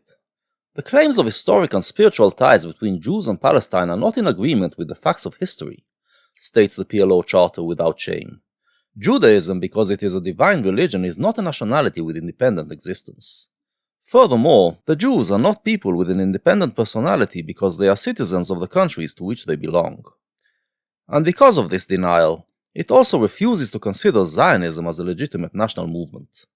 It is instead described as an international, colonialist movement aimed at dispossessing the Arab people. So what we have here is a document that expresses the imperialist mindset of the Arabs in its struggle to erase the Jewish authentic national identity, while claiming that it is actually the other way around, and denying all historical facts in the process. This, in a nutshell, sums up the Palestinian position for the past 100 years, and it brought them nothing but misery. The pan-Arab movement did have a powerful ally.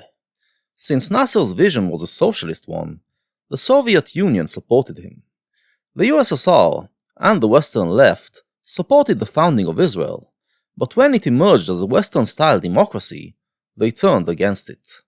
As Nasser formed an alliance with Syria to attack Israel, the Soviets helped by building up the army of both countries, until it became much bigger than the Israeli army. In 1967, Egypt and Syria amassed their forces on the Israeli border, and got Jordan, Iraq and Lebanon to join them. Nasser boasted that they are going to destroy Israel. And it ended with Israel demolishing the armies of these countries in 6 days, and winning even more land. With this defeat, there was nothing left to hold together the imaginary Arab nation, and pan-Arabism fell apart. Israel was now finally in control of Jerusalem, the heart of the Jewish national identity, and annexed it. It was also in control of Judea, Samaria, and the Gaza Strip. Note that the meme never mentions that, because this would mean that Israel today has less land than it did back then, and destroy the narrative that it is always expanding. Actually, Israel didn't expand legally. It didn't annex these areas, and they have the status of occupied territories. Nevertheless, Jews started to resettle their homeland. While the international community regards these settlements illegal, the Israeli position is that since the only legally binding decision ever made about these lands was the 1922 League of Nations Declaration, which states that they should be part of the Jewish national home, it belongs to the Jews. This position is backed by some renowned scholars of international law, but is not accepted by the elites. After the 1967 defeat and the collapse of pan-Arab imperialism, the PLO had to find a new way. Its second charter, drafted in 1968, adopts the language of the late 60s radical left. For about a century now, the left no longer believed that the communist revolution will inevitably come by itself, as Marx predicted, but that it should be brought on by terrorist acts that would undermine the capitalist system and awaken the working class out of its stupor. In the 1960s, however, they concluded that even that was not enough. The capitalist ideology, they now believed, is so entrenched in the Western mind, upheld by every aspect of life, that it is impossible to wake the people out of it. Disillusioned by the working class, the leftists started to look for the savior elsewhere, and championed anti-Western movements as the vessels of the revolution. The PLO was quick to capitalize.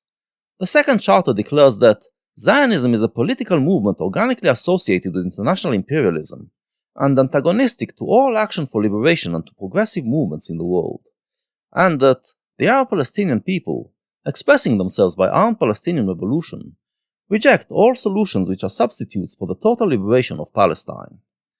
In other words, it positions Israel as an evil agent of the imperialist West, and the Palestinians as anti-Western heroes who are fighting an armed struggle to completely annihilate it. Needless to say, the Western radical left fell in love with the PLO and with the cause of Israel's destruction. The fact that the Charter also calls for the wiping out of millions of Jews, who were not to be allowed to live in the future Palestinian state, did not matter. Or maybe, just maybe, it was a bonus. You've probably noticed by now that the Palestinian national movement keeps importing ideas from the West, whatever is hot at the time among the radical left, and appropriates them for its agenda of annihilating Israel and winning the land back for Islam. At least up to that point, there was no genuine Palestinian national identity to create something genuinely Palestinian, which will back up this national movement. All the PLO had was its so-called armed struggle, also known as terrorism. In the 70s and 80s, the PLO, along with some left-wing fanatics, took international terrorism to the next level, hijacking airplanes, attacking the Olympic Games, and murdering Jews all over the world. The Western countries were revealed as total pushovers, who capitulated to terrorism again and again, and left Israel alone in the battle against it. Later on, when Islamic terrorism blew up in their faces, they all came to Israel to learn how to combat it. A big part was played once again by the Soviet Union. After their humiliation in the 6 Days War, the Soviets took revenge by spreading anti-Semitic propaganda in the Arab world. The Muslims had their own brand of Jew hate, but now they started to adopt the European brand, the one that sees Jews as evil beings who want to take over the world. They started to portray their clashes with Israel in those terms, and these stories were gobbled up by the Western left, even finding their way into the academy. This was when the left became a factory of anti-Semitic lies against Israel, some of which we mentioned earlier.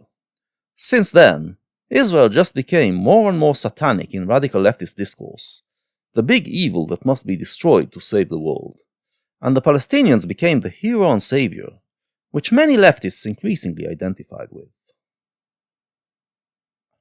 The Soviets also started to covertly sponsor the PLO, but they got their comeuppance. The PLO wanted a country of its own, to turn into a terrorist base against Israel. After a failed attempt to take over Jordan, which they consider part of Palestine anyway, they moved to Lebanon and took over parts of the country. From there, they shot rockets into Israeli towns and sent terrorists to infiltrate Israel and murder civilians. In 1982, Israel had enough, invaded Lebanon and kicked the PLO all the way to Tunisia. The Syrian army tried to intervene on behalf of the PLO, which led to the famous aerial massacre in which Israeli jet fighters shot down more than 80 Syrian jets, without losing even one. We know today that this battle made the Soviets realize that their weapons are no match for American weapons, which was one of the things that made them go for the perestroika, which eventually led to the collapse of the Soviet Union and the end of the Cold War. So, you're welcome for that, although I'm not sure Kyle approves. I've seen people refer to him as Kremlin Kyle Kulinski. I don't think I'd go as far as that, but the initials are pretty on point. Right after its 1967 victory, Israel offered to return the land it conquered to the Arab countries in exchange for peace. The Arabs reacted by issuing their famous 3 no's: no peace with Israel, no recognition of Israel, no negotiations with Israel. Arab imperialism was still stronger than any logic.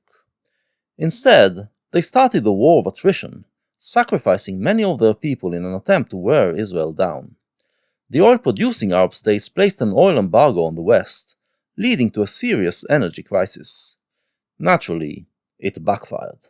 The Americans, realizing they don't have gas to fill up their cars, decided to get more involved in the Middle East. They brokered a peace deal between Israel and Egypt, in which they agreed to support Egypt financially and replace the USSR as its weapon supplier. They did the same for other Arab states, but that led to a problem, since they knew giving the Arabs too much power would mean that they will attack Israel again. So they started providing Israel with money to buy enough American weapons to ensure its military advantage over the Arabs.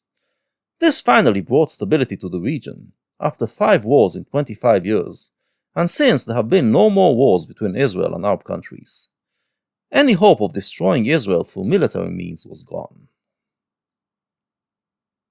Realizing they have no chance, the PLO decided on a new strategy, and in 1974 they came up with a 10-point program.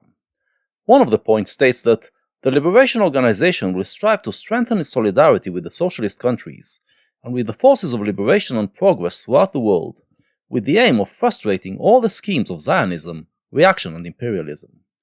With that, they completely abandoned pan-Arabism and cooperation with the Arab states, and aligned with the radical left. Another point states that the Palestine Liberation Organization will employ all means, and first and foremost armed struggle, to liberate Palestinian territory and to establish the independent combatant national authority for the people over every part of Palestinian territory that is liberated.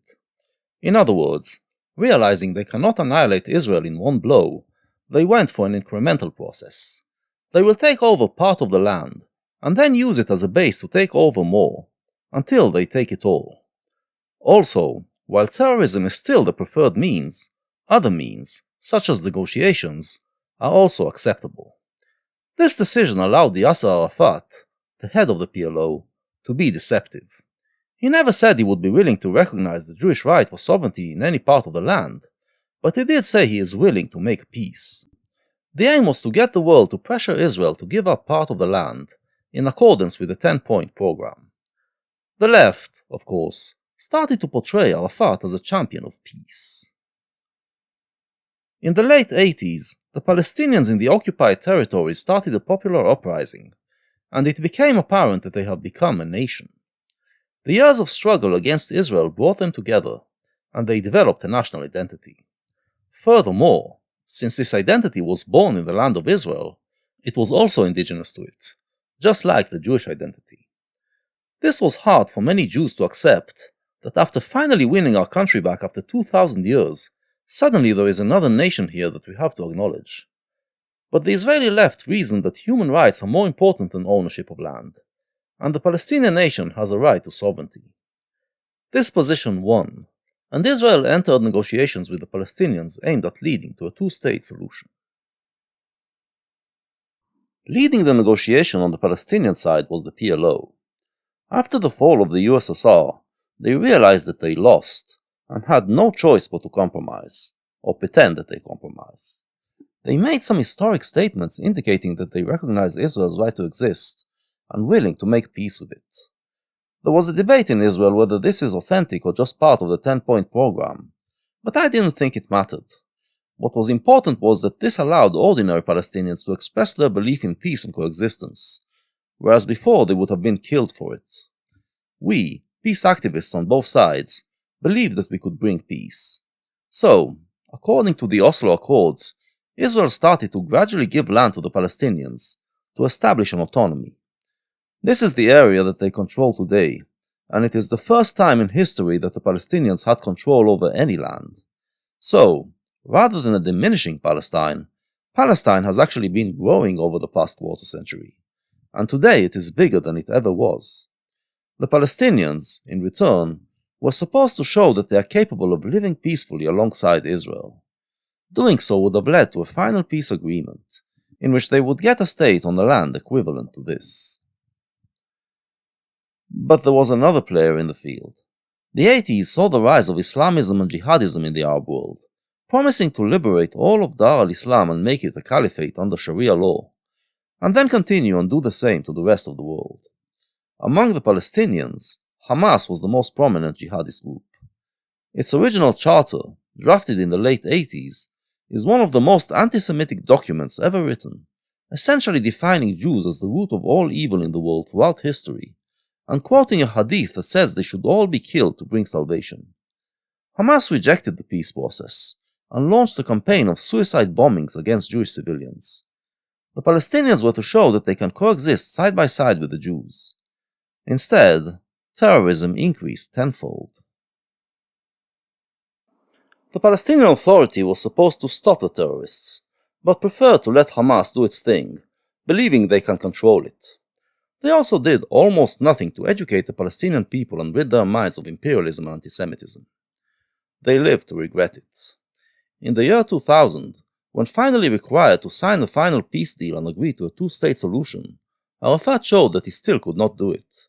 Instead, the Palestinians turned to violence yet again, Fatah and Hamas now combining forces to carry out terrorist attacks. But there was another tactic. Now that TV stations were everywhere and human rights were the main issue, the aim was to portray Israel as a violator of human rights. Many doctored shots made it to TV stations everywhere, to make it seem like the Palestinians are victims of a ruthless Israeli regime. The Arabs also had their own news station now, Al Jazeera, owned by the Qatar government but run by a Palestinian, and it pretended to be a station fighting for democracy and human rights. All of these were now used to try to undermine Israel's legitimacy. And here is also where the Western left really revealed itself in all its anti-Semitic glory, helping the Palestinians promote their lies and their agenda. The Palestinians were at a crossroad at this point, and had to choose between historic compromise or falling back to the old Arab imperialism. A firm support by the West to Israel's right to exist would have shown them that the latter would get them nowhere. But big parts of the left proved that they would support them no matter what, which gave the Palestinians license to continue in their old ways, without taking the hard path of making compromises. Kulinski is just the latest in a long line of Western leftists who showed that it was never about caring for the human rights of both Jews and Palestinians. It was about destroying Israel, as part of their anti-Western agenda. Naturally, it backfired. In 2011, Arab people all over the Middle East decided that they, too, want some of those human rights that they were told the Palestinians should get. In the series of uprisings that was known as the Arab Spring, all the weapons that were used against Israel, the fake stories, the doctored shots, the Al Jazeera incitement, were now turned against the Arab dictators, and toppled some of them. Alas, here we saw what happens when there is no nation to form a nation-state. There was one place where the uprising was successful. In Tunisia, while being authoritarian and ruthless, the dictators also worked on bringing the people together and overcoming tribalism, and managed to turn their people into a nation. As a result, once they overthrew the dictator, the Tunisian nation was capable of establishing a democracy. The first Arab democracy, showing that it is possible. But elsewhere, the dictators worked to further divide the people, to ensure the permanent rule of their own family. Once they were overthrown, the countries descended into endless tribal and sectarian bloodshed. Meanwhile, Al Jazeera was revealed as an outlet of the Muslim Brotherhood, and started to promote Islamist and jihadist forces in the fight. Libya, Syria, and Yemen joined Iraq and Somalia on the list of failed Arab states. Tragically, Lebanon, that seemed to be offering hope for a better way for a while, is now undergoing a catastrophic and heartbreaking collapse. One of the results was the destruction of the Palestinian refugee camps, those places formed to ensure the perpetuity of Palestinian victimhood and grievance. The Arab world is in chaos, because they were too busy dreaming imperialist dreams instead of building their societies. Realizing that the Palestinian leaders are incapable of making peace, Israel came up with a new plan. Unilaterally withdraw from the occupied territories, let the Palestinians form their state, and use our military might to repel them from attacking us. Gaza was the trial run. Israel withdrew from the Gaza Strip in 2005, dismantled all its settlements there, and left it to the Palestinians. With all its beaches, Gaza could have been the Monte Carlo of the Middle East, the basis of a successful state. But the Palestinians went ahead and elected Hamas to be their leader, and the jihadi group was quick to establish its own police force, to do away with democracy and take full control. After Hamas murdered its Fatah rivals in Gaza, the Fatah people begged Israel to save them, and Israel helped them defeat Hamas and maintain control in Judea and Samaria. Since then, We have relative quiet from the Fatah-ruled areas. They know that their existence depends on Israeli help.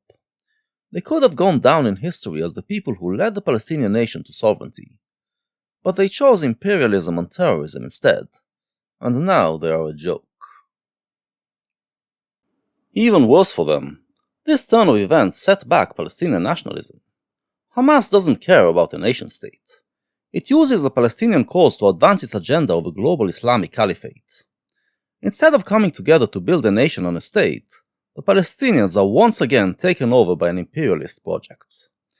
As part of this project, Hamas turned Gaza into a terrorist entity, wholly dedicated to jihad. The Gaza government is in control of a large army, but none of the combatants wear uniforms.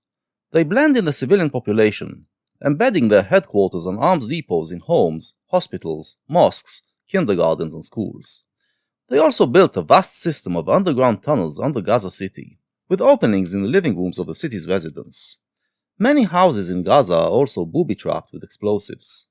The civilians have been cowed into silence, and no one dares resist the jihadists. The strategy is twofold. One aim is to make life in Israel unbearable and destroy Israel's economy. The other aim is to continue to undermine Israel's legitimacy. So they shoot rockets into Israeli cities, trying to disrupt everyday life. If the Israeli army retaliates, it causes a lot of civilian deaths in Gaza, and they know that they have allies in the West. Cynical hate-mongers like Kulinski will use that to portray Israel as a monster. If the Israeli soldiers go in, they try to draw them into the booby-trapped houses, and then disappear through the tunnels and bring the house down on the soldiers. Even if it fails to kill them, the sight of many demolished homes helps the Kulinskis with their propaganda. But Hamas miscalculated. When they did their terrorism in the 90s, it worked to split the Jewish public. The left believed it showed we should make peace quicker. The right believed it proved that the Arabs will never make peace. When Israel withdrew from Gaza, Hamas portrayed it as validation that Israel is weak and will bow before their jihadism, got the Palestinian vote, and then became even more belligerent. But that only worked to unite the Jewish nation. Since everyone could see that Israel is offering a two-state solution, while Hamas wants jihad, genocide, and a global Islamic caliphate, we all united against it. Everyone in Israel understands that the situation in Gaza is 100% the fault of Hamas, and the Israeli government cannot be faulted in any way for it. Actually, no, it's not all the fault of Hamas. A big part of the blame falls on the Western left for facilitating the horrific regime. When the left started to support Gaza, it killed the Israeli plan of unilateral withdrawal. But more than that, it killed the peace process for the foreseen future. We realized that if we come to an agreement with Fatah on a two-state solution, and give them control over Judea and Samaria, the Palestinians can then simply declare that the peace deal is null and void, and start shooting rockets into all our major cities. And they will have the Western media and academy on their side, which will limit our ability to retaliate. In short, this is when we all wised up to the nature of the progressive left. Before that, some of us believed that they are just ignorant, but once they started to support Gaza, support a jihadist government openly calling for the genocide of Jews, they revealed themselves to us. And it made us stronger. Before, I didn't care much about my Jewish identity. Like most secular Israelis, I left it to the religious Jews to define what Judaism is. Once we realized that the game is an attempt to undermine Israel by erasing our Jewish identity and history, we started wearing it with pride. It patched things up between the secular and religious in Israel, and consolidated the Jewish identity as democratic and liberal. If you hear progressives whining that Israel has become more right-wing in recent years, it's because there's practically no one left here who subscribes to their rotten ideas. It served to largely keep all that woke bullshit away from our shores. While woke ideology is undermining liberal societies and institutions all over the West, Israel remains a bastion of liberalism. Because of the blockade that Israel placed on Gaza, it takes Hamas a long time to build up its military power. So they are usually just a nuisance to Israeli citizens in the south. With the help of the Islamist countries Iran, Turkey, and Qatar, they eventually manage to improve their abilities, and every few years they feel strong enough to start launching rockets into major cities and disrupt Israel's economy. Israel then retaliates, and we have a few weeks of ultra-violence, until Gaza runs out of ammo and needs to rebuild again, and then we get a few more years of relative quiet in which Israel continues to prosper. The plan to disrupt Jewish life has failed. In fact, the last decade has been the most peaceful we ever had, and the national unity enabled Israel to deal with many long-standing problems. Meanwhile, Gaza rots. After all these attempts to destroy Israel had failed, the alliance of Arab imperialism and Western progressivism came up with a new plan. Note that I am not even talking about the radical left anymore. People like Kyle are not that radical. They are what is known today as progressives. They don't want a revolution to overthrow Western democracy, but they ignorantly adopt many of the ideas of the radical left, including all the anti-Semitic lies it forged over the years. The new plan is to connect the Palestinian struggle to the ideas of globalism and anti-nationalism. They use their demonic image of Israel as an example for why a nation-state is bad, and we have seen the lies that they tell in the process. But while some silly progressives actually believe it's about forming a nationless state for both Jews and Palestinians, the aim is actually to turn it into an Arab state, part of Dar al-Islam. But since it requires them to pretend that they can live peacefully with the Jews, they had to switch from terrorism to BDS. One of the biggest crimes perpetrated by the Western left in its pursuit of this new plan was creating an alternative history. When we talk about the postmodernist custom of just inventing your own historical narrative, without relying on any facts, the anti-Zionist historians are one of the most notorious examples. And the effects are woeful, because the Palestinians are buying into this imaginary history. I'd say that there are three major lies that are messing up the Palestinian mind of today. 1. The belief that there was once a country called Palestine, before the Jews came and destroyed it. A lot of Palestinians actually believe in that. 2. That this imaginary Palestine was a peaceful place in which Jews and Arabs had equal rights, before the Zionists came and plunged it into conflict.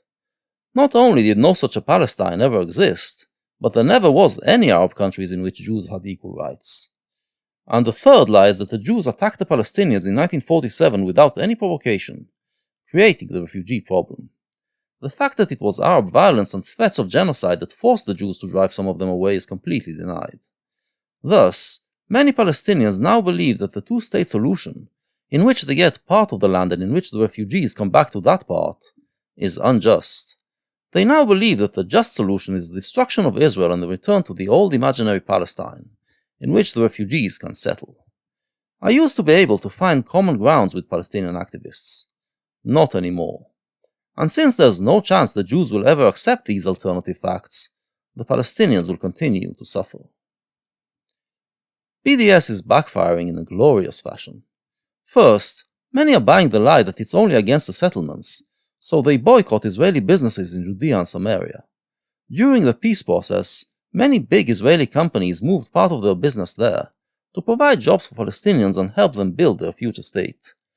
It meant having to deal with a lot of security problems, but they did it for peace.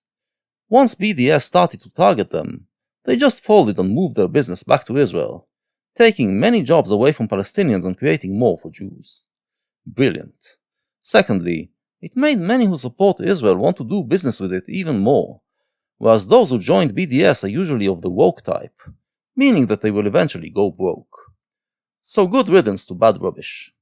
And finally, the BDS people are responsible for spreading anti-Semitism all over the West, leading to a spike in anti-Semitic incidents, making Jews feel unsafe and causing them to move to Israel. It used to be that the Jews who immigrated to Israel were typically those who were not successful in their countries. Now you are sending us your rich Jews. The results are in.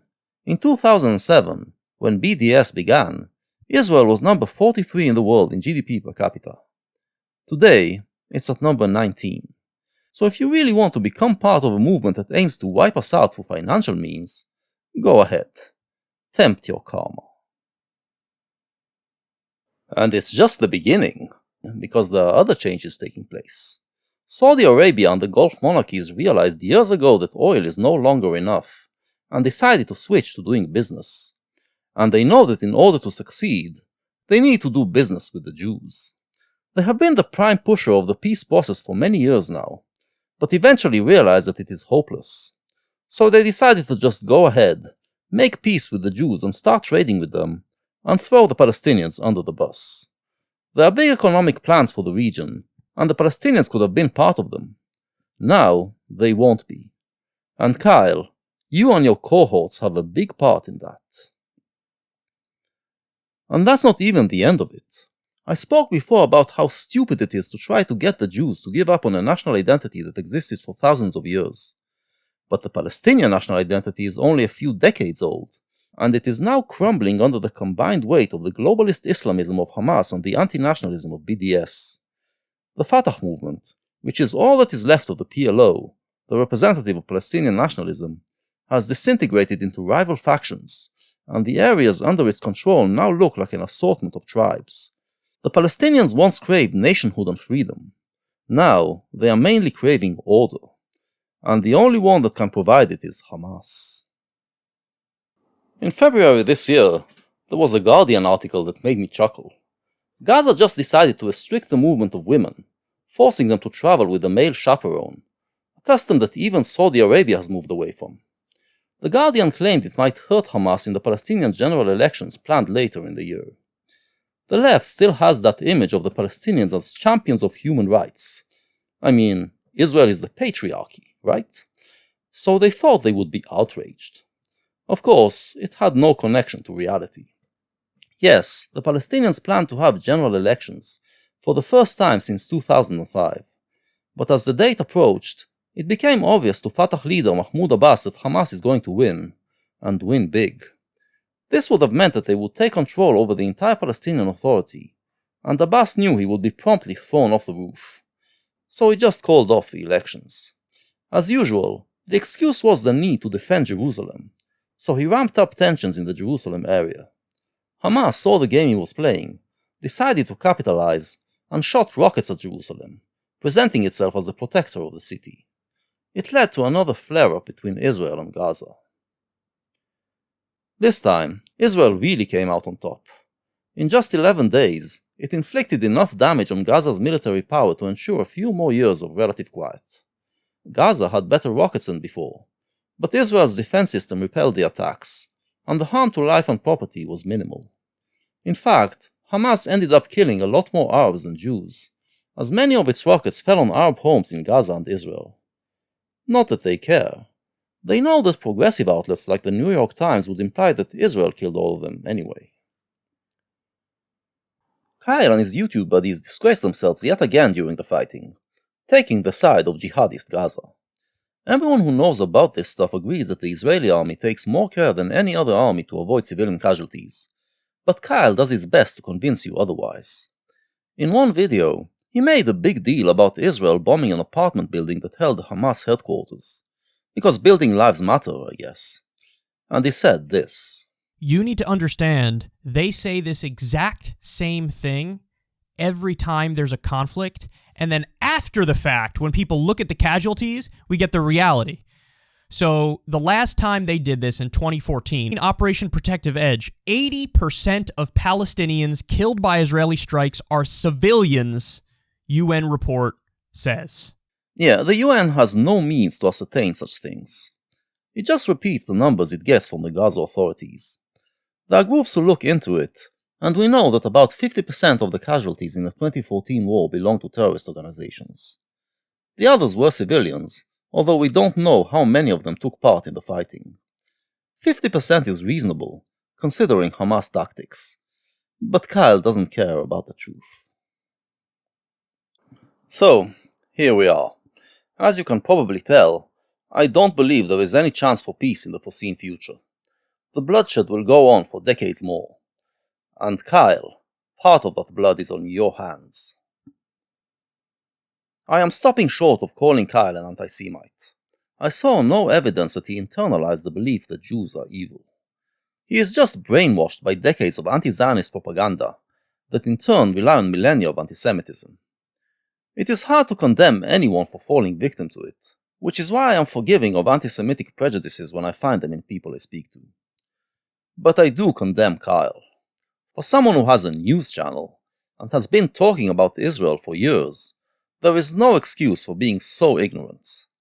But when you are this smug and arrogant, you are easily manipulated by anti-Semites to accept and spread their lies. let the sad story of Kyle Kulinski be a cautionary tale to you all. You are all caught in this web of lies, to some degree or another. I can't ask you to rid yourselves of all of them, as there's no reason why you should do all this work. What I ask you to take from this video is this. The Jews are a nation that existed for thousands of years, and its homeland is Israel. They have been wrongly kept in exile for almost 2,000 years, because the Christian and Muslim religions had a theological need to keep them there. It is just that the Jews are back in their homeland, and they have an inalienable right to live in it as a sovereign nation. An alliance of Arab imperialism, leftist globalism and anti-Semitism is currently doing its best to undermine that right, and they are spreading many lies in the process. You can't be wise to all the lies, but you can be wise to why they are doing it. Don't allow them to shake your support for Israel's right to exist as a nation-state of the Jews. Finally, a word of warning to my left-wing viewers in America. You have allowed anti-Zionist bigotry to infiltrate the ranks of the Democratic Party. It is almost impossible to be an anti-Zionist without starting to believe in anti-Semitic lies, and thus legitimize anti-Semites. Look what happened to the Labour Party in the UK. They allowed anti-Zionists to take over, and in no time at all, the party started to reek of anti-Semitism. They drove away their Jewish members, and when you get rid of your Jews, you lose. They are now trying to rebuild, but the stench of anti-Semitism will be with them for a long time.